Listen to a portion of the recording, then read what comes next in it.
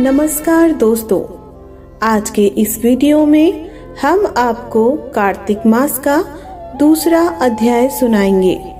भगवान श्री कृष्ण रानी सत्यभामा को पूर्व जन्म के बारे में बताते हुए आगे बोले, हे प्रिय, जब गुणवती को राक्षस द्वारा अपने पति एवं पिता के मारे जाने का समाचार मिला तो वह विलाप करने लगी।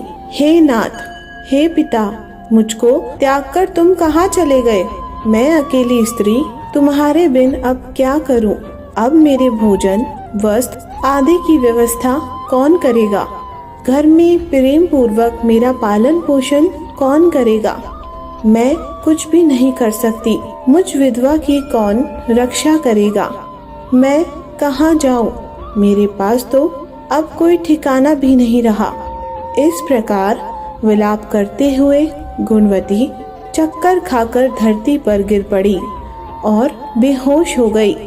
बहुत देर बाद जब उसे होश आया तो वह पहले की ही भांति करुण विलाप करते हुए शोक सागर में डूब गई। कुछ समय के पश्चात जब वह संभली तो उसे ध्यान आया कि पिता और पति की मृत्यु के बाद मुझे उनकी क्रिया करनी चाहिए जिससे उनकी गति हो सके। इसलिए उसने अपने घर का सारा सामान बेच दिया और उससे प्राप्त धन से उसने अपने पिता एवं पति का श्राद्ध आदि कर्म किया। तत्पश्चात वह उसी नगर में रहते हुए 8 पहर भगवान विष्णु की भक्ति करने लगी। उसने मृत्यु पर्यंत तक नियम पूर्वक सभी एकादशियों का व्रत और कार्तिक महीने में उपवास एवं व्रत किए। हे प्रिय, एकादशी और कार्तिक व्रत मुझे बहुत ही प्रिय है। इनसे मुक्ति, भुक्ति, पुत्र तथा संपत्ति प्राप्त होती है।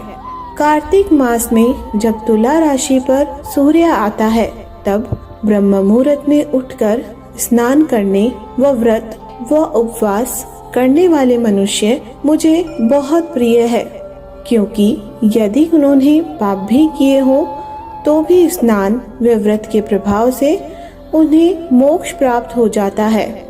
कार्तिक में स्नान, जागरण, दीपदान तथा तुलसी के पौधे की रक्षा करने वाले मनुष्य साक्षात भगवान विष्णु के समान है। कार्तिक मास में मंदिर में झाड़ू लगाने वाले, स्वास्तिक बनाने वाले, भगवान विष्णु की पूजा करने वाले मनुष्य जन्म मरण के चक्कर से छुटकारा पा जाते हैं। यह सुनकर गुणवती भी प्रतिवर्ष श्रद्धा पूर्वक कार्तिक का व्रत और भगवान विष्णु की पूजा करने लगी। हे प्रिय, एक बार उसे ज्वर हो गया और वह कमजोर भी हो गई। फिर भी वह किसी प्रकार गंगा स्नान के लिए चली गई। गंगा तक तो वह पहुंच गई, परंतु शीत के कारण वह बुरी तरह से कांप रही थी। इस कारण वह शिथिल हो गई। तब मेरे दूत उसे मेरे धाम में ले आए। तत्पश्चात ब्रह्मा आदि देवताओं की प्रार्थना पर जब मैंने कृष्ण का अवतार लिया तो मेरे गण भी मेरे साथ इस पृथ्वी पर आए, जो इस समय यादव है।